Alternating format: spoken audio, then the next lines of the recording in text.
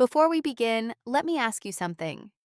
If your daughter was lying in a coma after a devastating car accident, and the doctors told you she had a chance of recovery with proper treatment costing $800,000, what would go through your mind? What would you do? My father made his choice. While I lay unconscious in the ICU at Massachusetts General Hospital, he signed papers that would have let me die, all to get his hands on my mother's $15 million trust fund. What he didn't know was that my lawyer was in the room, recording every word of his cold calculation about the value of my life versus the value of my inheritance. I'm Fiona Sullivan, 32 years old, and when I woke up from that coma, I didn't confront him. I did something far more devastating that destroyed his $500 million medical empire in exactly 24 hours. If you're watching this, please subscribe and let me know where you're watching from. 3 months before the accident, I sat at the mahogany conference table in my father's office at Sullivan Medical Group, watching him slide another charity donation form across to me. The Sullivan Foundation for Medical Innovation, a name that sounded noble until you looked closer at where the money actually went. "Just sign it, Fiona," Robert Sullivan said, not even looking up from his phone. "It's a simple tax write-off. Everyone does it." But I'd spent 10 years as legal director. I knew money laundering when I saw it, even when it wore a three-piece suit and carried my last name. "I can't sign this, Dad. These transactions don't match any legitimate medical research expenditures." That's when he first said it, the words that would define our relationship. "You're too soft for this business. Your mother was the same way. Weak." My mother, the woman who built the pharmaceutical fortune that funded his entire empire before cancer took her when I was 22. She'd left me $15 million in a trust fund, locked until I turned 35. Unless, of course, I became medically incapacitated. The family dinners became interrogations. "Why won't you support the family business? Don't you understand loyalty?" My brother James, the CFO, would sit silent, drowning his conscience in expensive whiskey, while our father called me the family traitor. They thought my refusal to participate made me weak. They mistook integrity for inability. They assumed that because I wouldn't cross legal lines, I couldn't see them being crossed. But I saw everything. I documented everything. And I waited. My mother's trust fund was supposed to be untouchable until I turned 35, unless I became medically incapacitated. It's funny how specific legal clauses become prophecies. You need to understand the scale of what Robert Sullivan controlled. Sullivan Medical Group wasn't just a hospital network. It was a healthcare kingdom spanning New England. 12 hospitals, 3,000 doctors, annual revenue of $2.8 billion. My father held 9 board positions across the industry and controlled voting shares that made him untouchable. Or so he thought. The crown jewel was the pending merger with Hartford Healthcare Systems. $500 million that would make him the most powerful man in New England medicine. The announcement was scheduled for March 26th at the annual shareholders meeting, a grand affair at the Four Seasons Boston, where 200 of the most influential investors in healthcare would gather to witness his triumph. I still worked there, despite everything. As legal director, I had access to every contract, every subsidiary document, every board resolution. People asked why I stayed, why I subjected myself to his daily dismissals and public humiliations. "She's only here because of nepotism," he'd tell investors during tours while I stood right there. "Good thing she inherited her mother's money, because she certainly didn't inherit any business acumen." But I stayed because someone needed to document what was happening. Someone needed to be the adult in a room full of entitled children playing with people's lives. The Sullivan Foundation alone had diverted $40 million in the last 5 years. I couldn't prove it yet. The paper trail was too sophisticated. But I knew. And I knew the merger with Hartford Healthcare would make him untouchable, cementing his power for decades. The signing ceremony was his Super Bowl, his coronation, his validation that he'd surpassed even my mother's legacy. He had no idea it would become his public execution. March 15th, 2024, 8:30 p.m. I was driving home on I-93 after another 16-hour day cleaning up my father's aggressive contract negotiations. The rain had just started, that kind of March rain that can't decide if it wants to be snow. I remember seeing the 18-wheeler's headlights swing into my lane. The driver would later testify that his brakes failed on the wet pavement. I had maybe 2 seconds to react, 2 seconds to realize that everything was about to change. The impact sent my Audi spinning. The truck driver said he watched my car flip 3 times before it slammed into the median barrier. The dashboard camera from the car behind me captured it all. Later, it would become evidence that this wasn't some elaborate insurance fraud, as my father's lawyers would quietly suggest to anyone who'd listen. The first responders found me unconscious, blood pooling from a head wound. Glasgow Coma Scale, 6 out of 15. Severe traumatic brain injury. They airlifted me to Massachusetts General Hospital, the flagship of my father's network. The irony wasn't lost on anyone. Dr. Sarah Martinez, the head of neurology, would later testify that my initial prognosis was actually optimistic. 70% chance of full recovery, she'd written in her notes. Patient shows strong neurological responses. Recommend. Aggressive treatment protocol. But that's not what my father heard when he arrived at the hospital 4 hours later. 4 hours. It took him 4 hours to drive 20 minutes because he'd stopped to call his lawyers first, then his insurance team, then the board members to assure them this unfortunate situation wouldn't affect the merger. When he finally walked into that ICU room, he didn't ask if I was in pain. He didn't ask about my chances. He asked Dr. Martinez 3 times about the possibility of a persistent vegetative state and whether my medical power of attorney documents were properly executed. He was already thinking about the trust fund. While machines kept me breathing, while my brain fought to repair itself, Robert Sullivan was calculating the value of his daughter's death. The accident wasn't the betrayal. The accident was just the opportunity he'd been waiting for. What my father didn't know was that Marcus Smith was already there. Marcus had been my personal attorney for 10 years, ever since I'd started documenting the questionable transactions at Sullivan Medical.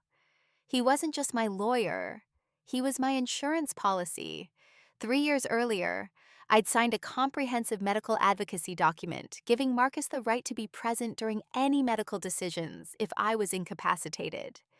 It was buried in a stack of routine estate planning papers, filed with the Massachusetts State Bar. My father never knew it existed. Marcus got the call from the hospital at 8:47 p.m., 17 minutes after the accident. Unlike my father, he came immediately. By the time Robert Sullivan was still on his first conference call with the board, Marcus was already in my ICU room with his briefcase. Inside that briefcase was a digital recording device. Massachusetts is a two-party consent state for recordings, unless one party has given prior written consent for emergency situations. I'd given Marcus that consent 3 years ago, notarized and filed. Another piece of paper my father never knew existed. I positioned myself in the corner of the room, Marcus would later tell the court. I identified myself to the medical staff as Ms. Sullivan's legal advocate and presented my documentation. No one questioned my presence. In their world, lawyers in ICU rooms were as common as heart monitors. He sat there for 4 hours, waiting, watching the machines breathe for me, reading my medical charts, speaking with Dr. Martinez about my prognosis, recording everything. The nurses liked him, Dr. Martinez would later say. He asked about Fiona's comfort, about pain management. He cared about the patient, not just the paperwork. Marcus knew what was coming. We'd discussed it in hypotheticals a dozen times over coffee. If something happens to me, I'd told him once, my father will come for the money. I'd even joked about it. But Marcus wasn't laughing now. He was documenting. Massachusetts law allows recording if one party consents. And I had given Marcus that consent years ago, in writing, for exactly this scenario. Robert Sullivan entered my ICU room at 12:43 a.m., like he was walking into a board meeting. Armani suit still perfectly pressed despite the hour. 2 lawyers flanking him, Mitchell Barnes from corporate, and someone Marcus didn't recognize at first. He would later identify him as David Krause, a specialist in estate law. Status report, my father said to Dr. Martinez. Not, how is she? Not, will she be okay? Just, status report. Dr. Martinez, to her credit, maintained her professionalism. Your daughter has sustained significant head trauma, but her neurological responses are encouraging. We're seeing percentage chance of full recovery, Robert interrupted. Approximately 70% with aggressive treatment. And without aggressive treatment? The doctor paused. Mr. Sullivan, I'm not sure I understand. It's a simple question. What happens if we pursue comfort care only? Marcus pressed record. For the next 20 minutes, my father interrogated Dr. Martinez about brain death criteria, vegetative states, and the cost of various treatment protocols. He asked about my brain function 3 times, but never once asked if I was in pain. He pulled up my medical insurance on his phone, calculating deductibles while I lay there, unhearing, unseeing, but somehow still fighting. She has excellent insurance, Dr. Martinez pointed out. The experimental treatments would be largely covered. That's not the point, Robert said. He turned to Kraus, the estate lawyer. Pull up the trust documents. They huddled over a tablet, discussing my mother's trust fund like I was already dead. 15 million, they kept saying. 15 million that could benefit so many others through the Sullivan Foundation. The trust passes to her father if she dies without children or a spouse, Kraus confirmed, but only if she's deceased. Permanent incapacitation maintains her as beneficiary. That's when Robert asked the question that would destroy him. What if she's DNR? What if we decide not to resuscitate if she crashes? Dr. Martinez stiffened. Mr. Sullivan, your daughter is stable. There's no medical indication for a DNR order. I'm her father. I have medical power of attorney. Actually, Marcus said quietly from the corner, speaking for the first time. You don't. The room went silent. My father turned to look at Marcus for the first time, his eyes narrowing. Who the hell are you? Marcus Smith, Ms. Sullivan's personal attorney and designated medical advocate. He held up the documentation, filed with the state 3 years ago. I have equal authority in medical decisions while she's incapacitated. That's impossible. I'm her father, and I'm her designated advocate. Would you like to see the paperwork? Robert's face flushed red. Mitchell Barnes whispered urgently in his ear, but Robert waved him off. It doesn't matter. As her father, my wishes should be considered. Of course, Marcus said calmly. Please continue your discussion with Dr. Martinez. I'm just here to observe and ensure Fiona's interests are protected. What happened next was 23 minutes of recorded evidence that would later be played in a room full of shareholders. 23 minutes of my father revealing exactly who he was. Look, doctor, Robert said, his tone shifting to the voice he used for hostile takeovers. My daughter wouldn't want to live as a vegetable. She's told me many times she values quality of life over quantity. She's not in a vegetative state, Dr. Martinez insisted. Her brain activity shows, but she could be. Tomorrow, next week. These things deteriorate, don't they? He pulled out his phone, showing her something. I've been reading about similar cases. Families bankrupted by false hope. Millions spent keeping bodies alive when the person is already gone. Mr. Sullivan, your daughter has a 70% chance. Let her go peacefully. The words hung in the air like a death sentence. We won't pay for experimental treatments when that money could save the hospital. Think about it, $15 million. Do you know how many pediatric cancer patients that could help? How many families without insurance? Dr. Martinez looked disgusted. Are you seriously suggesting? I'm suggesting we be practical, realistic. My daughter was always practical. He turned to Kraus. Draw up the DNR paperwork. The doctor needs to sign off on it, Barnes pointed out. No, Dr. Martinez said firmly. I won't sign anything. There's no medical justification.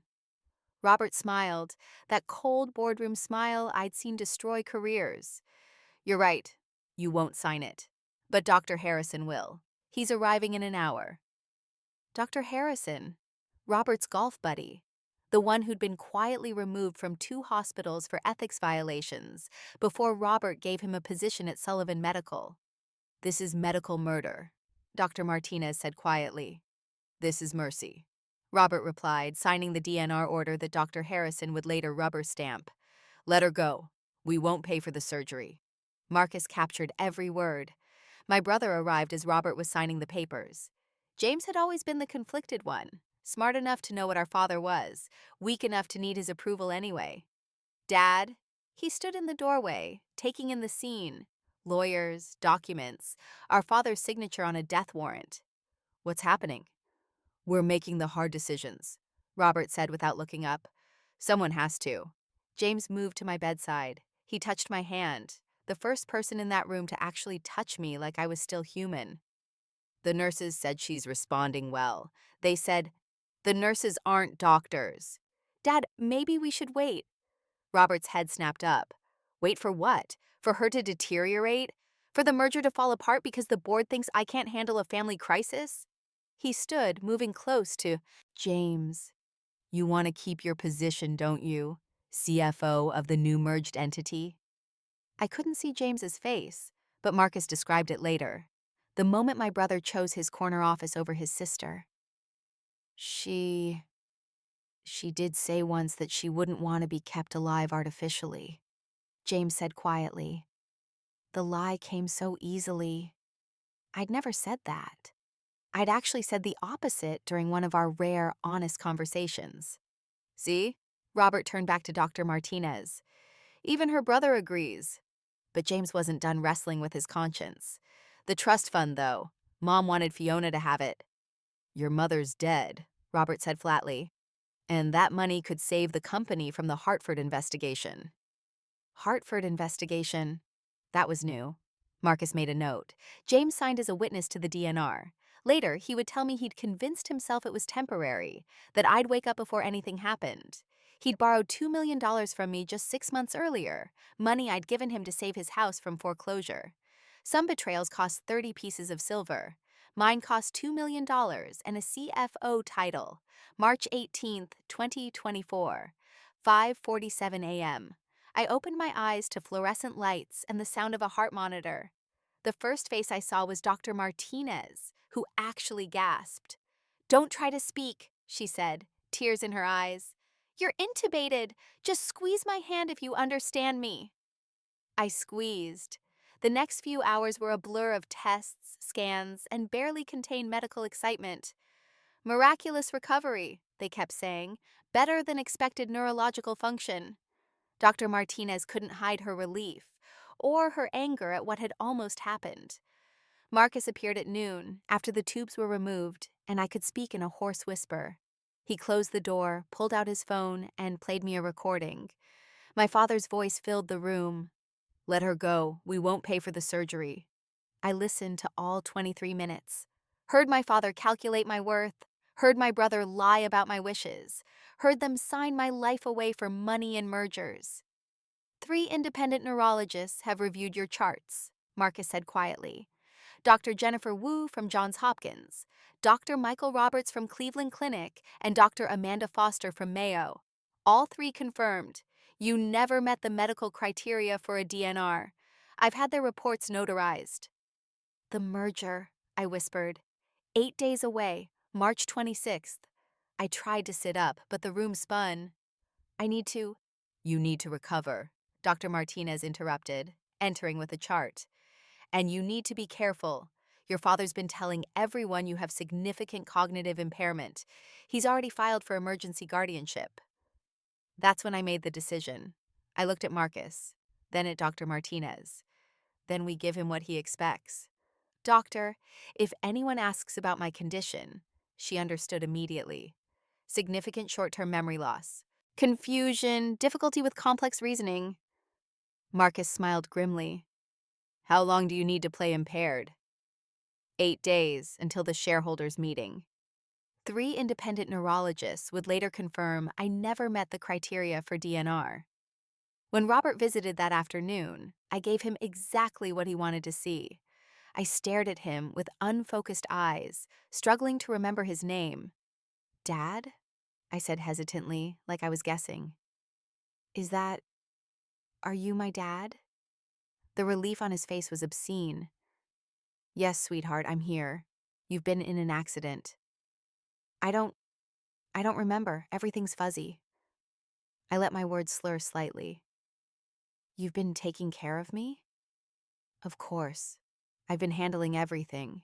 He pulled out papers. Guardianship documents. You just need to rest. Don't worry about anything complicated. I looked at the papers with manufactured confusion. I don't understand. These words are all jumbled. Behind Robert, Dr. Martinez's jaw clenched. She'd seen my real neurological tests. My cognitive function was at 98%. For the next 3 days, I performed. When the psychiatric evaluator came, Dr. Harrison's colleague, naturally, I failed every complex reasoning test while passing just enough basic ones to avoid suspicion. I couldn't remember the date, but knew my name. Couldn't solve simple math, but recognized faces. Meanwhile, Marcus worked 18-hour days. Every night after visiting hours, he'd return with encrypted files on his tablet. We communicated through a secure messaging app that looked like a meditation program on my phone. Suffolk County Courthouse has authenticated the recording, he typed. Judge Patricia Loomis signed the verification. Hartford investigation? I typed back. SEC investigating suspicious trades before merger announcement. Your father needs this deal to cover losses. The pieces were falling into place. Robert had been using Sullivan Medical as his personal piggy bank, assuming the merger would erase the evidence. But he needed capital to complete the deal. $15 million in capital. Guardianship hearing Monday, Marcus typed. Judge is Ronald Fitzgerald. Golf club every Sunday with your father. I smiled weakly at the nurse who entered, immediately dropping my phone and looking confused. Where am I? I asked her. Is this a hotel? She patted my hand sympathetically. Poor dear. But when she left, I picked up my phone again. Get me everything on the merger. Every document, every email. Already done. Your access codes still work. They think you're too impaired to use them. I'm sorry, Dad. I don't remember the accident. You've been taking care of everything? If you've ever been betrayed by someone who was supposed to protect you, you'll understand why I couldn't just confront him directly. The evidence had to be ironclad, and the revelation had to be public. Have you ever had to strategically plan your response to betrayal? Let me know in the comments and please hit that like button if you want to see justice served. March 20th. Robert filed for emergency financial guardianship at 9 a.m. sharp. The petition painted me as a tragedy. Beloved daughter, brilliant mind destroyed, unable to manage the complex trust fund my mother had left behind. Significant cognitive impairment following traumatic brain injury, the filing read. Unable to comprehend basic financial concepts. Requires immediate intervention to protect assets. Judge Ronald Fitzgerald, Robert's Sunday golf partner for 15 years, scheduled the hearing for March 25th, one day before the shareholders' meeting. The timing wasn't coincidental. Dr. Harrison had provided a psychiatric evaluation stating, I showed severe executive dysfunction incompatible with financial decision-making. He'd tested me for exactly 12 minutes, most of which he spent on his phone. His report was 8 pages long, but the real revelation came from the financial documents attached to the filing. Robert had already prepared transfer paperwork for my trust fund, predated for March 25th. The money would go directly into Sullivan Medical's Emergency Operations Fund, a slush account I'd been investigating for 2 years. He's not even trying to hide it anymore, Marcus said during his official visit. We spoke in code, knowing the room was probably monitored. Your father's very concerned about your recovery. I'm grateful for his help, I replied vacantly. I don't understand why there are so many papers. Marcus placed a folder on my bedside table. Ostensibly get-well cards from colleagues. Inside were affidavits from 3 nurses who'd witnessed my coherent conversations when Robert wasn't around. Each one notarized. Each one stating they'd been told by administration to support the family's assessment of Ms. Sullivan's condition. That evening, Robert brought Dr. Patricia Henley, a psychiatric specialist who actually had ethics. She spent 2 hours with me, running legitimate tests. I failed them all spectacularly, but I saw her frown when comparing my responses to my brain scans. The neurological activity doesn't match the behavioral presentation, she told Robert. Head injuries are unpredictable, he replied. Surely you've seen cases where the scans look better than the reality. She had, but she also requested my previous medical records, the ones from before the accident. Marcus had already ensured she'd receive them, including my perfect cognitive assessments from my annual executive physical 6 months earlier. The psychiatric evaluation was scheduled for March 25th, one day before the shareholders' meeting. While I played the broken daughter, Marcus built our case with surgical precision. The recording from the ICU was just the beginning. By March 22nd, we had a 47-page medical file that would destroy any claim that my DNR was medically justified. Dr. Jennifer Wu from Johns Hopkins wrote, "Patient shows no indication meeting criteria for withdrawal of care. Glasgow Coma Scale improved from 6 to 14 within 48 hours. Textbook recovery trajectory. Dr. Michael Roberts from Cleveland Clinic was more blunt. The DNR order signed on March 15th appears to be motivated by factors other than patient welfare. Dr. Amanda Foster from Mayo Clinic provided the killing blow. In my 30-year career, I have never seen a DNR order issued for a patient with such positive neurological indicators. This represents a severe breach of medical ethics." But the medical malpractice was just the appetizer. The main course was the HIPAA violations. Robert had shared my medical information with 6 board members, 2 merger partners, and 3 investors, all to assure them that the situation wouldn't affect the company's stability. Each unauthorized disclosure carried a $50,000 fine. But more importantly, each violation demonstrated a pattern of treating my medical crisis as a business opportunity. Marcus had everything notarized at Suffolk County Courthouse. Judge Patricia Loomis, who had no connection to Robert's Country Club network, personally verified the authentication of the ICU recording. "This is prosecutable," she told Marcus off the record. "Criminal, not just civil." The FBI had also taken interest. Those suspicious trades before the merger announcement, they traced back to accounts connected to the Sullivan Foundation. Robert had been insider trading using charity funds, expecting the merger to cover his tracks. The $15 million from my trust would have replaced what he'd stolen. We also discovered something else in the Sullivan medical bylaws. Article 7, Section 3. Any executive found guilty of medical malpractice or significant breach of fiduciary duty shall be removed from position within 24 hours of board determination. It required a 2/3 vote. With 9 board members, we needed 6. Marcus had quietly reached out to 3 independent board members, Dr. Elizabeth Chang, Professor Michael Torres, and Sandra Williams, all of whom had been growing concerned about Robert's increasingly aggressive tactics. They agreed to review our evidence before the shareholders' meeting. Each HIPAA violation carried a $50,000 fine. But that was nothing compared to what was coming. By March 23rd, we had everything: medical evidence, legal documentation, financial proof of embezzlement, and a room full of witnesses scheduled to gather in 3 days. The shareholders' meeting was scheduled for March 26th, 2 p.m., at the Four Seasons Boston Grand Ballroom. 200 of healthcare's most powerful investors would gather to witness what Robert called the deal of the decade. Hartford Healthcare Systems would pay $500 million for a 60% stake in Sullivan Medical, creating the largest healthcare network in New England. The presentation deck was 90 slides of triumphant projections, glowing testimonials, and strategic synergies. Robert had been rehearsing his 45-minute presentation for weeks. The Wall Street Journal, Boston Globe, and Healthcare Finance Weekly had all confirmed attendance. Bloomberg would be live streaming portions of the announcement. This wasn't just a business deal. It was Robert's coronation as the king of New England medicine. What the attendees didn't know was that the SEC had opened a formal investigation 3 days earlier. The suspicious trades Marcus had uncovered were just the tip of the iceberg. Hartford's due diligence team had also started asking uncomfortable questions about the Sullivan Foundation's financials. On March 24th, I made a calculated move. I called Robert from my hospital bed, sounding weak and confused. "Daddy, the nice lawyer man says there's an important meeting tomorrow. Something about papers?" "Don't worry about it, sweetheart. I'll handle everything at the guardianship hearing."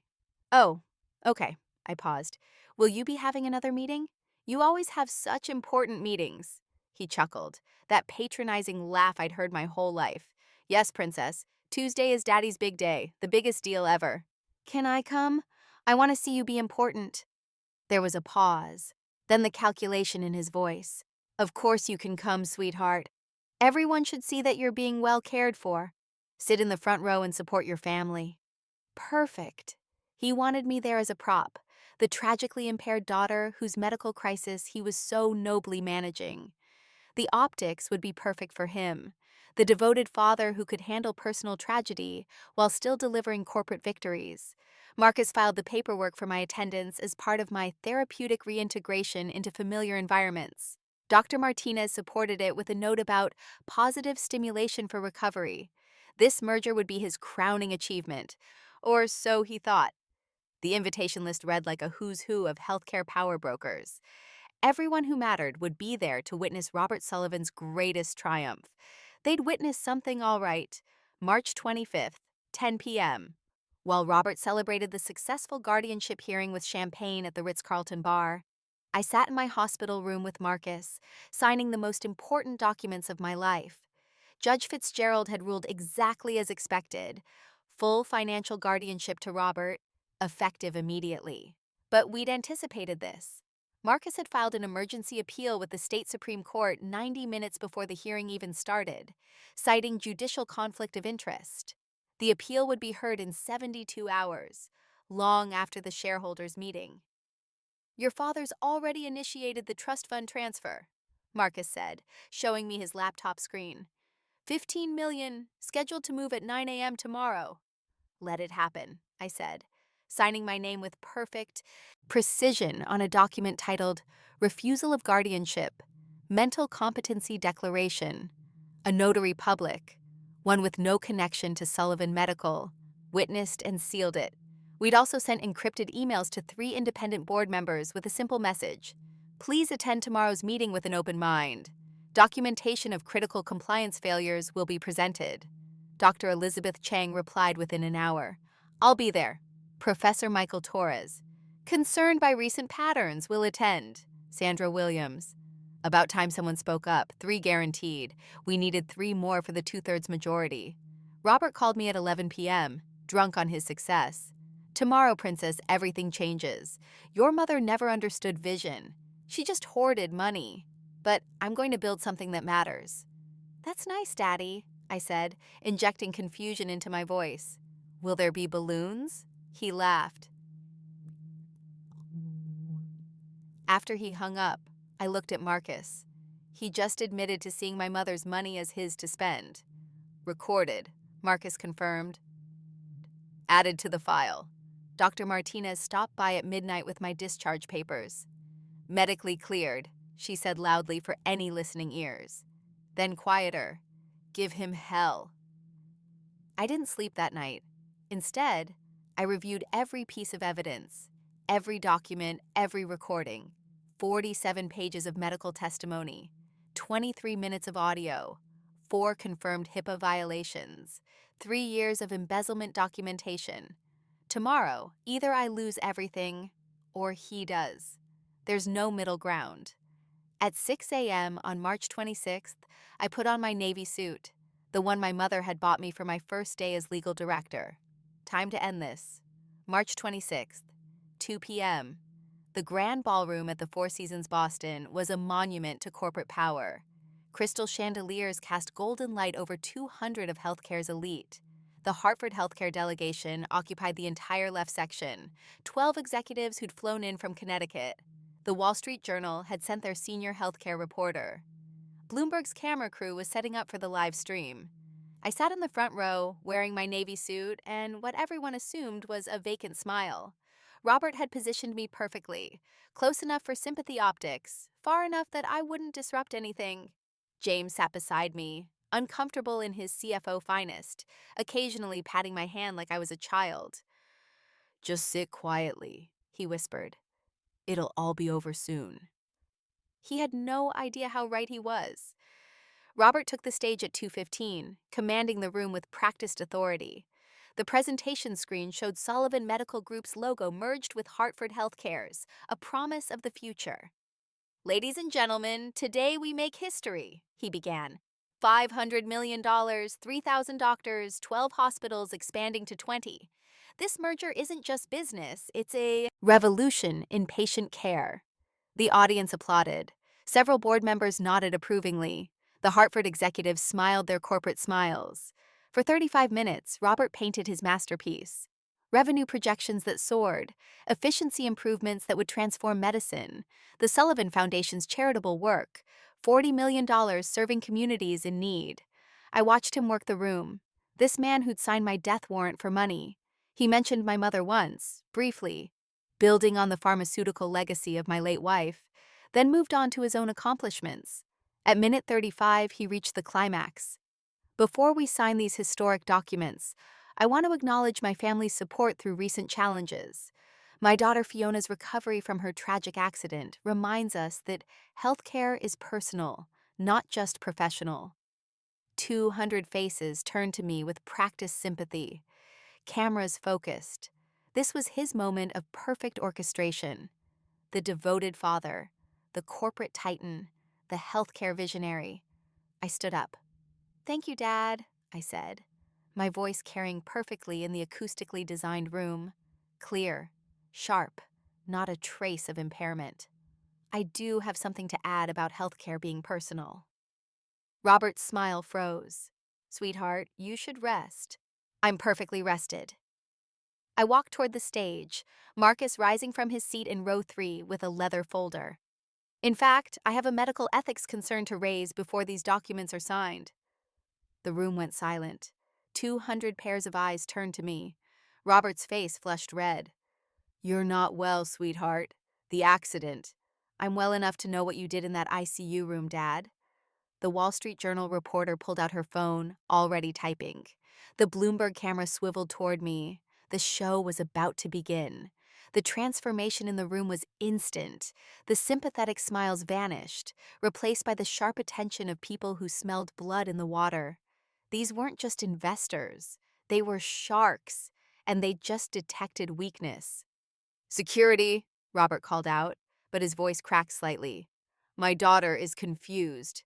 "I'm not confused." I reached the stage stairs, climbing them with deliberate precision. "I'm cognitively intact, legally competent, and fully aware that you signed a do not resuscitate order while I was in a coma to steal my $15 million trust fund." Gasps rippled through the audience. The Hartford delegation exchanged alarmed glances. One executive was already texting frantically. "These are delusions from her head injury," Robert said, but sweat was beading on his forehead. "Someone, please." "Marcus," I called out. "The evidence, please." Marcus walked down the center aisle like a prosecutor approaching the bench. He held up the folder for everyone to see. 47 pages of medical documentation, 3 independent neurological assessments, and 23 minutes of audio recorded in the ICU at Massachusetts General Hospital. "You can't record without consent." Mitchell Barnes, Robert's lawyer, stood up from the board section. "That's illegal." "Actually," Marcus said calmly, "Ms. Sullivan provided prior written consent for medical advocacy recordings 3 years ago, notarized, filed with the state. Completely legal under Massachusetts law." I took the microphone from the podium. My father stood frozen, calculating his options. Run, stay, fight, lie. "Before we play the recording," I said, addressing the room, "let me establish the medical facts. On March 15th, I was in a car accident, traumatic brain injury, Glasgow coma scale of 6. By March 17th, that had improved to 14. 3 independent neurologists from Johns Hopkins Cleveland Clinic and Mayo have confirmed I showed a 70% chance of full recovery." I clicked the presentation remote, replacing Robert's merger slides with medical documents.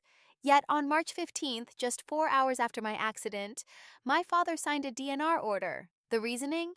Let me quote from the recording you're about to hear. Marcus connected his phone to the sound system. The ballroom's perfect acoustics carried every word. "Let her go peacefully. We won't pay for experimental treatments when that money could save the hospital." Then clearer. $15 million. Do you know how many pediatric cancer patients that could help? And finally, the killing blow. The trust passes to her father if she dies without children or a spouse. The room erupted. Board members shot to their feet. The Hartford executives were already heading for the exits. Someone shouted, "This is medical murder." Robert grabbed for the microphone. But two security guards, the same ones he'd called for me, stepped forward. They looked confused, unsure who they were supposed to be protecting or removing. "This is taken out of context," Robert shouted over the chaos. "Then let's play all 23 minutes," I said calmly. Let everyone hear the full context. The Hartford team left at minute 7. The merger died at minute 8. This is the moment everything changed. When you've gathered all your evidence and chosen your battlefield, there's no turning back. If you've ever had to stand up to someone powerful who wronged you, you know this feeling. Share your story in the comments. I read every single one. And if this resonates with you, please subscribe for more stories of justice being served. The full recording played like a funeral dirge for Robert Sullivan's empire. Every word, every calculation, every cold dismissal of my life echoed through the Grand Ballroom's premium sound system. "She's stable now, but these things can deteriorate," Robert's voice said. "Better to let nature take its course." Dr. Martinez's voice, professional but clearly distressed. "Mr. Sullivan, your daughter is showing remarkable neurological improvement." "Doctor, I understand." "Medicine. I run 12 hospitals. Sometimes the kindest thing is to let go." The audience listened in horrified silence as my father discussed my life like a line item on a budget. Several people were recording with their phones. The Bloomberg camera captured everything, but the worst part came at minute 18. James's voice. "Dad, maybe we should wait." "Robert, you want to keep your CFO position in the merged company, don't you? Then stop pretending you care. We both know you need this deal to cover your debts." James, sitting in the front row, had gone pale. His complicity was now public record. When the recording ended, the silence was deafening. Then Sandra Williams from the board stood up. "I move for an emergency board meeting under Article 7, Section 3 of the corporate bylaws." "Seconded," Dr. Elizabeth Chang said immediately. "You can't do this during a shareholders meeting," Robert protested. "Actually, we can," Professor Michael Torres said, standing. "When evidence of medical malpractice by a senior executive is presented, the board has a fiduciary duty to act immediately." The 9 board members huddled at the side of the room. Robert stood alone at the podium, his merger presentation still glowing behind him, a monument to what would never be. "This is a setup," he said into the microphone, desperately addressing the remaining audience. "My daughter is obviously being manipulated." "By whom?" I asked. "The 3 independent neurologists? The Suffolk County Court that authenticated the recording? The FBI agents investigating your insider trading through the Sullivan Foundation?" That last revelation sent another shockwave through the room.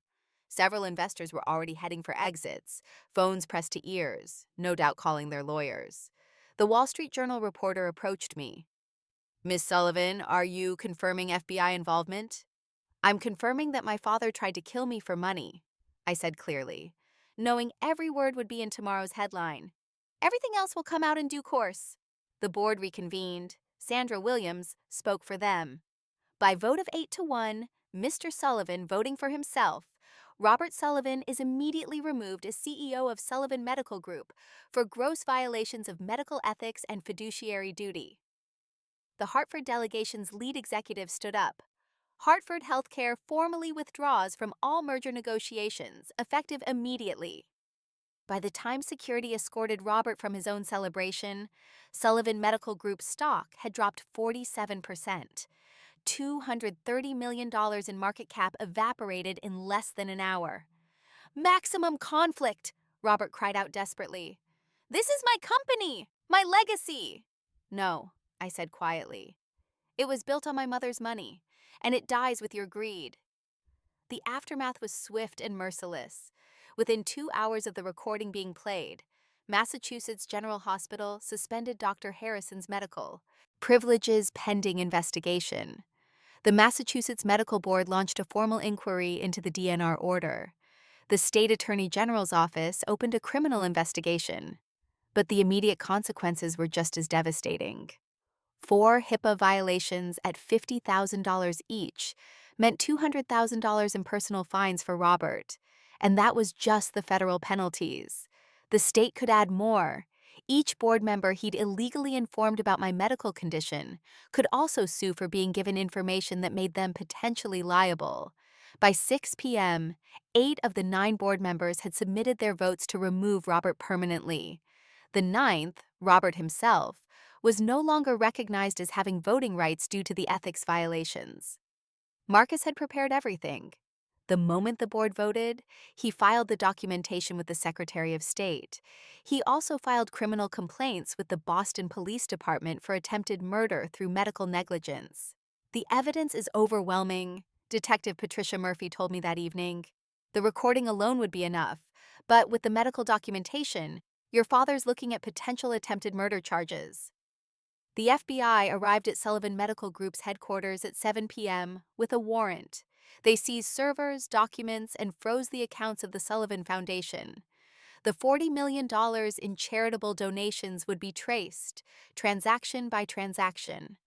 James found me in the hotel lobby after the meeting, his face gray with shock and shame. "Fiona, You signed the DNR as a witness," I said simply. "You lied about my wishes. I thought you were going to die anyway. Dad said the doctors—" Dad lied. "And you chose to believe him because it was easier than standing up to him." He pulled out his phone, showing me a message. "I've already submitted my resignation as CFO. I'll testify if you need me to. About everything, the fraud, the insider trading, all of it." "Your testimony won't save you from prosecution," Marcus informed him. "But cooperation might reduce your sentence."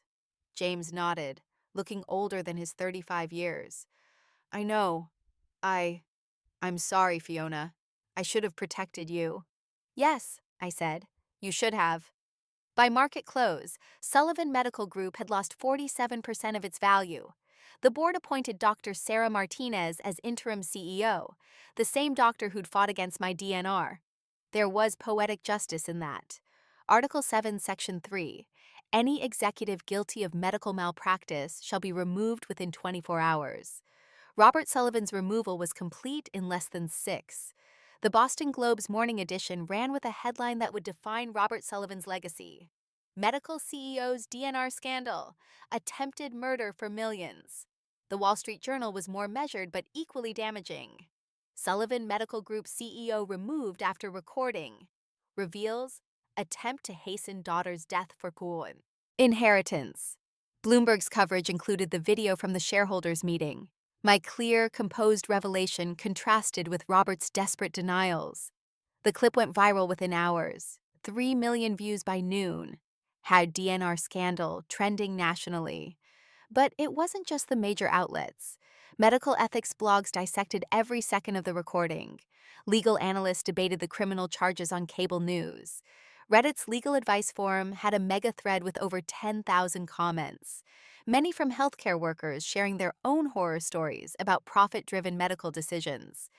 The Massachusetts Medical Board issued an unprecedented statement by noon. "The actions described in the Sullivan case represent the most egregious violation of medical ethics we have investigated. We are reviewing all DNR orders issued at Sullivan Medical Group facilities in the past 5 years.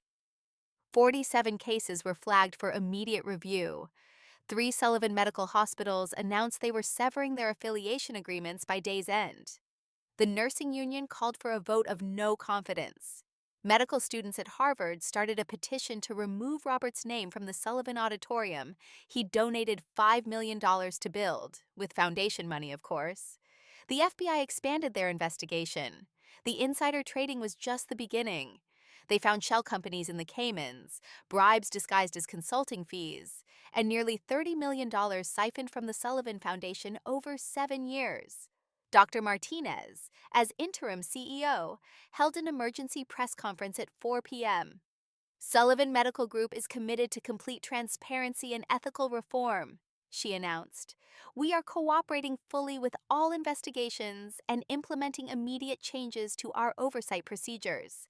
Every DNR order in our system will be reviewed by an independent panel. A reporter asked about me. Will Ms. Sullivan be returning to her position as legal director? Ms. Sullivan is focusing on her recovery and her own legal practice, Dr. Martinez said carefully. We respect her decision to distance herself from the organization during this transition. Distance myself? That was diplomatic. The truth was, I never wanted to set foot in a Sullivan Medical building again. By market close, the stock had stabilized at 53% of its pre-scandal value. $230 million in market cap, gone. Robert's personal holdings, once worth $80 million, were now worth $42 million, and frozen by federal order. By the time the news cycle ended, Robert Sullivan wasn't just ruined. He was radioactive. No hospital in America would ever hire him again. James came to my apartment 3 days after the shareholders' meeting, looking like he hadn't slept since. He carried a box of documents and a resignation letter that was already public knowledge. I've been thinking about Mom, he said, standing in my doorway because I hadn't invited him in. What she would think of what we became. What you and Dad became, I corrected. I never changed. No, you didn't. He set the box down. These are all the records I kept. Off-the-books transactions, recorded conversations, emails. Dad doesn't know I saved them. 3 years worth. My insurance policy, I called it. And you're giving them to me now, after I almost died? His voice broke. I should have protected you. In that ICU room when Dad was signing those papers, I knew it was wrong. But I was so deep in debt, so dependent on his approval, that I convinced myself that my life was worth less than your debt. Yes, he met my eyes for the first time. And I'll live with that for the rest of my life. But I can at least try to make it right. I'll testify against him, against the whole network of corruption. I'll take whatever sentence they give me. I looked at my brother, really looked at him. He'd lost weight. His hands shook slightly. The Golden Boy CFO was gone, replaced by someone who'd finally seen himself clearly and couldn't stand the view. The $2 million I loaned you, I said. What happened to it? Gambling debts. Dad's addiction isn't substances, it's power. Mine was trying to keep up with his lifestyle. He pulled out his phone, showing me a wire transfer confirmation. I liquidated everything. My house, my cars, my portfolio. You'll have your $2 million back by end of business today. And then I disappear. Change my name. Maybe start over somewhere nobody knows the Sullivan name. He turned to leave, then stopped. I know you can't forgive me. I wouldn't forgive me. But I wanted you to know that when I said you should have been allowed to die, I was really talking about the part of me that needed to die, the part that chose him over you. I didn't forgive him, but I took the box. I should have protected you, he said one more time. Yes, I agreed. You should have. March 27th, 9 a.m. The boardroom on the 42nd floor of Sullivan Medical Group headquarters felt like a courtroom. 8 board members sat around the mahogany table that Robert had personally selected to project power. His empty chair at the head looked like a void. I attended via video link. Marcus had advised against any physical presence that could be construed as seeking control. I watched from my laptop as the board systematically dismantled Robert Sullivan's empire. Motion to formally terminate Robert Sullivan as CEO, effective immediately, Sandra Williams announced. Seconded, said Dr. Chang. The vote was 8-0. Robert, attempting to join virtually from his lawyer's office, was denied access to the meeting. Motion to revoke all of Robert Sullivan's signing authorities and board positions. Another 8-0 vote. Motion to appoint Dr. Sarah Martinez as interim CEO for a minimum term of 1 year. 8-0. Dr. Martinez accepted with gravity. My first act will be to establish an independent ethics committee to review all executive decisions from the past 5 years. Professor Torres raised the next issue. Ms. Sullivan, the board would like to offer you the position of Chief Legal Officer, with full autonomy to investigate and reform our compliance procedures. I appreciate the offer, I said clearly, but I must decline. Sullivan Medical Group needs to rebuild without any Sullivan family members in leadership positions. The name itself is tainted. Then we should consider rebranding, Sandra Williams suggested. Distance ourselves from the Sullivan name entirely. They would eventually vote to become Commonwealth Health Systems. Robert's name would be scrubbed from every building, every document, every press release. Erased, like he tried to erase me. There's one more matter, Dr. Martinez said. The trust fund that Mr. Sullivan attempted to access, the $15 million. It remains in my mother's trust, untouched, I confirmed. I'll be establishing a foundation for traumatic brain injury research and supporting families dealing with medical malpractice. It will have no connection to this organization. Mitchell Barnes, Robert's former lawyer, had already fled to his car when the FBI arrived. He would later be disbarred for his role in facilitating the attempted guardianship fraud. The meeting ended with a moment of silence. Not for Robert, but for what Sullivan Medical Group could have been if greed hadn't poisoned it from the top. I didn't want his throne, I told them before disconnecting. I wanted my freedom. Today, we both got what we deserved. The board minutes would record it as the shortest executive termination in corporate history. Total time from violation exposure to complete removal, 18 hours. I saw Robert one last time, 3 days after the board meeting.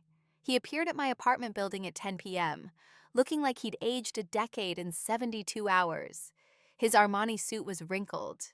His silver hair, always perfectly styled, hung limp. The security guard called up to warn me, but I let him in. I wanted to see what remained of the man who tried to kill me. He stood in my living room, looking at the photos on my mantel. All of my mother, none of him. I've lost everything, he said, his voice hollow. 7 board positions gone. Personal assets frozen. Barbara filed for divorce this morning.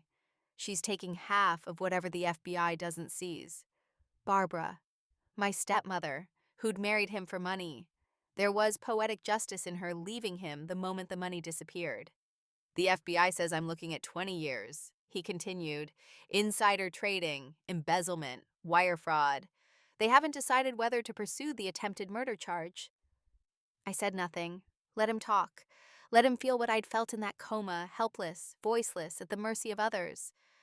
I had debts, he said suddenly. 30 million to people who don't accept bankruptcy as an excuse. The merger was supposed to clear everything. Your trust fund was plan B. So you chose your gambling addiction over your daughter's life. For a moment, his mask cracked completely. I just wanted to protect the legacy. Your mother built something beautiful, and I turned it into something powerful. I thought if I could just get through this crisis, you would have let me die. The words hung between us like a blade. I was desperate, he whispered. The Russians said they'd kill me if I didn't pay by April. I convinced myself you wouldn't want to live as a vegetable, that the money would do more good. Stop. I stood up, facing the man who gave me life, and then tried to take it. You weren't thinking about my wishes or the greater good. You were thinking about yourself. You've always only thought about yourself. He aged another year in that moment, shoulders sagging, the mighty Robert Sullivan, reduced to a broken old man in an expensive suit. I know, he said quietly. I know what I am now. I just wanted to protect. No, you wanted to survive, and you were willing to sacrifice me to do it. I walked to the door, opening it. Get out. If you contact me again, I'll pursue the attempted murder charges myself. He shuffled toward the door, then stopped. I'm sorry, Fiona. Desperation doesn't excuse evil, I said. Even monsters have reasons. That doesn't make them less monstrous. For the first time in 40 years, Robert Sullivan had no title after his name. The trust fund my mother left me remained untouched. $15 million that Robert had been willing to kill for. On April 1st, I sat in the conference room of Hartley and Associates, my mother's original law firm, signing the documents that would transform blood money into hope. The Eleanor Sullivan Foundation for Neurological Recovery, Marcus read from the incorporation papers. Dedicated to funding treatment for traumatic brain injury patients whose insurance has denied coverage. My mother's name would live on, but not in the way Robert had corrupted it. $5 million goes to establishing the fund, I explained to the lawyers. $5 million for research grants at Massachusetts General, specifically to Dr. Martinez's neurology department, and $5 million for a legal aid fund helping families fight wrongful DNR orders. And the earnings from the principal? The senior partner asked. Full scholarships for medical students who commit to working in underserved communities. My mother would have wanted that.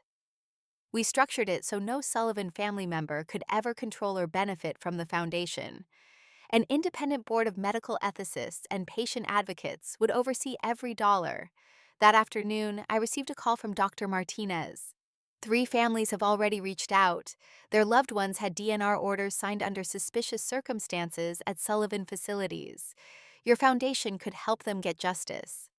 Then we start with them, I said.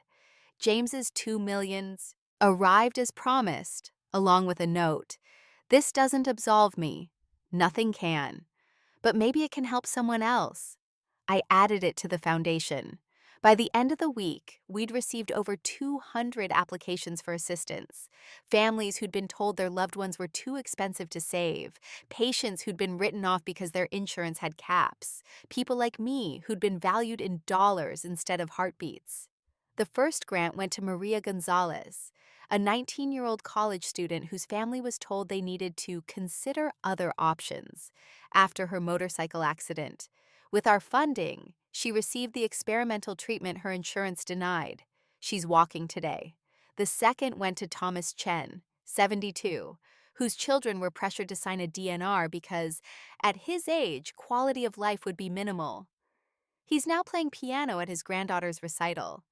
Each success was a repudiation of Robert's philosophy. Each recovery was proof that some things matter more than money. Mother's money would heal, not harm, I told Marcus. That's the foundation's motto. It's engraved on a plaque in the waiting room of our first clinic. Every life has value beyond measure. Eleanor Sullivan, 1961 to 2014. By September, I'd established my own practice, Sullivan Legal Services. I kept my name to remind myself why I fight. We specialized in medical malpractice and patients' rights, particularly cases involving coerced DNR orders and premature end-of-life decisions. My first client was Dorothy Patterson, an 82-year-old whose son tried to invoke power of attorney to stop her cancer treatment and access her pension fund. We won. She's cancer-free today, and her son is serving 3 years for elder abuse. The office was small, just me, 2 paralegals, and Marcus's senior counsel. But we chose our cases carefully, taking only those where financial motivation corrupted medical decisions. We didn't chase ambulances. We chased justice. You could make 10 times more in corporate law, a Harvard classmate told me over coffee. I've seen what corporate law protects, I replied. I'd rather sleep at night. We kept a simple rule. We never took cases involving Commonwealth Health Systems, formerly Sullivan Medical Group. They needed to rebuild without any Sullivan shadow. And I needed to build something entirely my own. Dr. Martinez sent updates occasionally. The company had stabilized under her leadership, implementing the strictest ethical guidelines in the industry. Every DNR order now required 3 independent physicians' agreement and was automatically reviewed by an ethics board. The media attention faded after a few months, replaced by other scandals, other betrayals. But the changes remained. The Massachusetts Medical Ethics Board instituted the Sullivan Protocol, mandatory recording of all DNR discussions, automatic review of any order signed within 72 hours of admission, and criminal penalties for financial coercion. I specialized in protecting the vulnerable from medical predators. My apartment walls filled with thank you letters from clients, photographs of recoveries deemed impossible, and one framed document, the Massachusetts State Bar's Award for Excellence in Medical Ethics Advocacy. Robert's name was nowhere in my new life. I'd taken his attempt to erase me and turned it into purpose. October 2024. The courthouse steps were crowded with reporters as Robert Sullivan was sentenced. 2 years probation for HIPAA violations. The federal prosecutors had decided not to pursue attempted murder charges, citing insufficient evidence of premeditation. But the civil penalties were crushing: $1.2 million in fines, complete liquidation of assets, and a lifetime ban from serving on any medical board. I didn't attend the sentencing. I was in court myself that day, winning a $12 million settlement for the Hendricks family, whose daughter had been denied experimental treatment by her insurance company, while the hospital's CFO coincidentally bought stock in the competing treatment manufacturer. Sullivan Medical Group, now Commonwealth Health Systems, had recovered to 60% of its pre-scandal valuation. The rebranding was complete. Robert's portrait had been removed from every building, donated to a warehouse where forgotten executives go to gather dust. James had disappeared completely after testifying. His cooperation reduced his sentence to 6 months house arrest and 3 years probation. The last I heard, he was working as an accounting tutor in Portland under an assumed name, teaching students about ethical financial practices. Ironic penance for his sins. The Sullivan Protocol had been adopted by 3 states, with more considering legislation. 47 suspicious DNR cases had been reviewed, resulting in 11 criminal prosecutions and 31 civil settlements. Families who'd lost loved ones to financial calculations finally had recourse.